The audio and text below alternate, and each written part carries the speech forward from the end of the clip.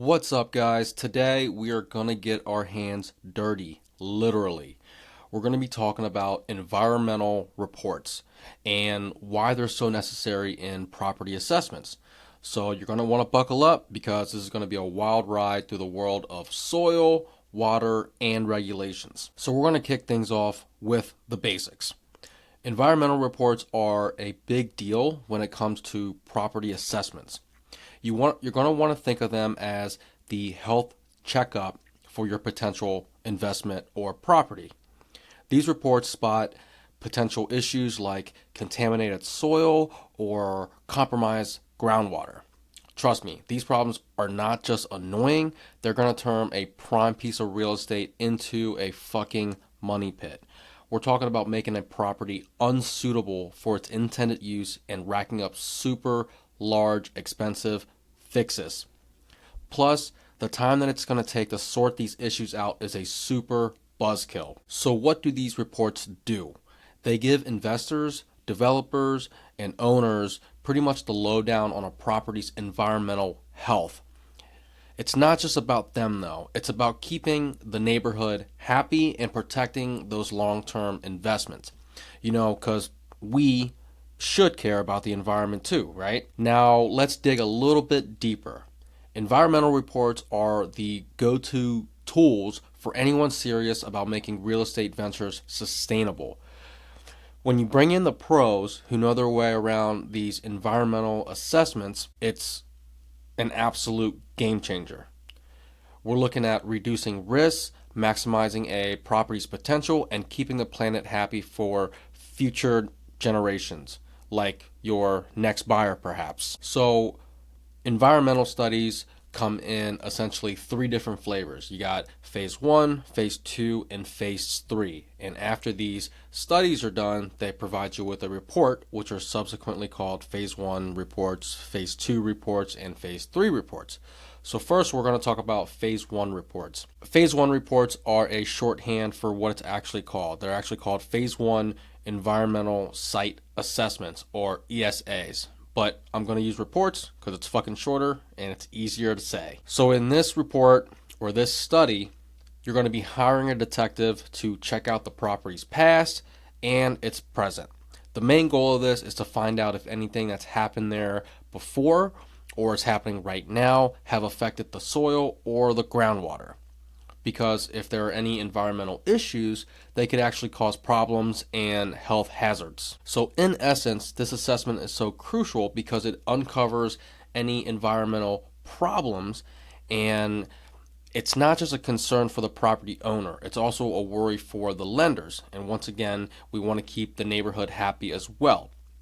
These issues can seriously impact the property's value. If there's a problem with the property, once again, it's going to take a long time to actually fix it and or render the property unusable for certain things. And that's why a phase 1 report is so important. It makes sure that everyone involved in a real estate deal knows about any of the potential risks. This way, everyone's interests are protected and the transaction can move forward and hopefully not backwards with all the necessary information in hand. And it's all about keeping everyone in the loop and ensuring that the process of purchase is smooth. So in a phase 1 report, let's dig deeper into the elements that goes into it. Like we've mentioned before, we're going to have some expert dude come in and pretty much do all these tests. So that's the site visit. The guy's going to come in, he's going to observe the property's current and past conditions and even look at the neighboring properties. The on-site investigation here is going to allow the environmental professional to gain valuable insights into any potential environmental risks. Then they're going to go back, they're going to dig into federal, state, tribal, and local databases to uncover key details about, if there's any underground storage tanks or above ground storage tanks, any potential releases, and how hazardous stuff is stored and or disposed of. They're also going to dive into the past, and how they do that is they're going to be using historical aerial photos. They're going to be using Sanborn maps, which are like fire insurance maps, city directories, topographic maps. They're going to be flipping through the entire history of the property, like a property time capsule.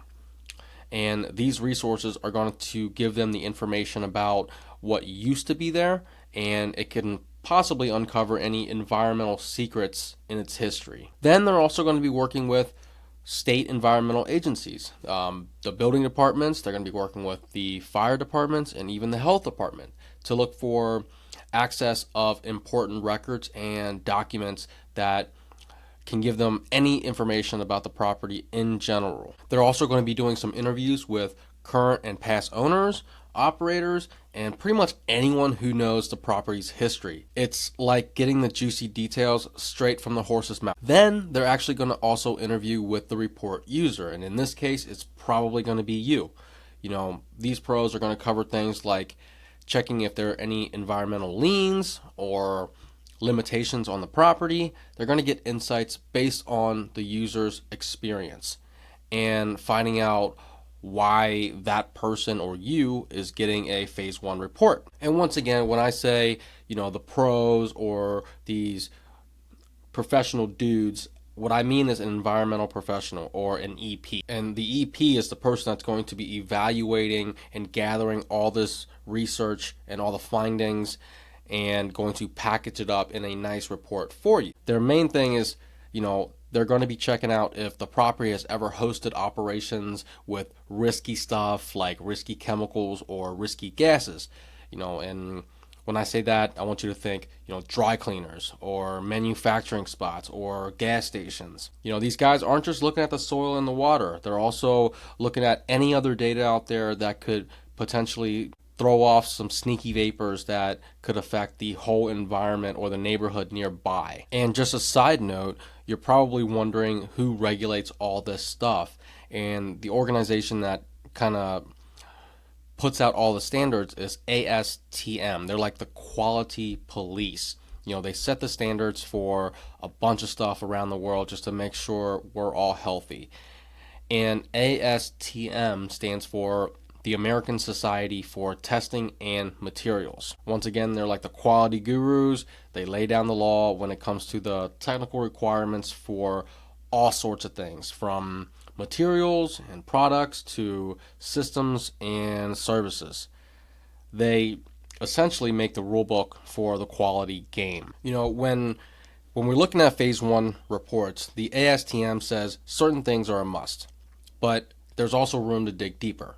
Things like asbestos, lead paint, mold, lead in water, and radon aren't always on the standard ASTM checklist, but if you want them in your report, you can actually request for them. So after the phase 1 report or environmental site assessment wraps up, Professional Dude is going to give us a breakdown. They're going to summarize what they found. They're going to drop some recommendations for what needs fixing or if it's a historical piece, etc. Now, in their terminology, there are some conditions that you want to keep in mind. They're going to give you a few acronyms, right? So the first acronym, and probably the most important acronym, is REC, which stands for Recognized Environmental Condition. It means that there are known or potential contamination on site or maybe from nearby. Now, secondly, you have a CREC, which is a Controlled Recognized Environmental Condition, which means the property's been dealt with, but there are still some residue, especially if you plan to revamp the property for whatever reason. And then another one, or another acronym, is HREC, which means that there is a past issue that's been cleaned up and it's been given the green light for unrestricted use. If you happen to have an REC, it usually means that you'll have to get a phase 2 environmental site assessment, ESA, or phase 2 report, or a phase 2 study. And a phase 2 study has more detailed investigations and sampling to dig deeper into the assessment and characterization of potential environmental risks. The process for phase 1 usually takes about 2 weeks or so. However, in many cases, the review of reports can extend over several weeks. On average, the total time can take probably 2 to 4 weeks, and you're paying a few $1,000s for this. But back to the phase 2 reports, this once again is the deep dive. It goes a little bit more in depth compared to the phase 1. So after the phase 1 comes and it raises some eyebrows and you got some RECs on there, we're going to do a phase 2. Here's where we get really hands-on, literally digging into the soil and the groundwater. We have certified geologists and engineers that come to take the wheel to make sure that we're on point. Sometimes you might even have toxicologists who might join the party, just so they can check to see if there are any health risks lurking around. And what sets a phase 2 ESA apart from phase 1 essentially is their comprehensive approach. They not only present laboratory data, but they also incorporate like site maps, geophysical survey findings, and some radar data. Essentially, you can call it a multifaceted strategy, and it allows for a thorough assessment of potential contamination risks on the property. Sometimes in your CRE transactions, it might be prudent for you to get a phase 2 report in tandem with a phase 1 report. And this is typically seen more common in properties with elevated contamination risks, such as, gas stations or dry cleaning facilities. Because if you already know you have a property that historically housed some of these types of businesses, more often than not, you're going to get a phase 2 anyways. And to get the phase 2 in tandem with the phase 1, it's going to shorten that time frame for you. You're going to see a range of tests and surveys that are tailored to the specific attributes of each site. These assessments are all about digging deeper to uncover potential environmental risks, both literally and figuratively. So your EP or your professional dude is going to grab some ground samples and he's going to analyze them for any signs of trouble. They're going to do also soil gas testing. They're going to pull some air samples from the ground, and the idea is to sniff out if any sneaky vapors or gases that were hiding below the surface and or have escaped. They're going to do some groundwater testing. They're going to scoop up some water samples and they're going to check them for any issues. They're also going to do some geophysical surveys. They're going to use some fancy techs, and it's pretty much like having x-ray glasses. They're going to look for hidden tanks, utility lines, and they're trying to make sure that nothing below the surface stays a secret. And after they do all their testing, they're going to wrap up the whole story. Each test and survey are going to play a role. They're going to reveal the bigger picture of the site's environmental condition. It's pretty much like connecting the dots, if you will. And as you can imagine, in a phase 2, with all the testing that's involved, it's going to take a little bit longer than your phase 1 studies. It could take a few weeks, could even take a couple of months, and they're going to be a little bit more expensive than your phase 1s. And lastly, we have phase 3 reports. So when phase 2 ESAs start to wave the red flag that something is up, that's when the phase 3 ESAs step in.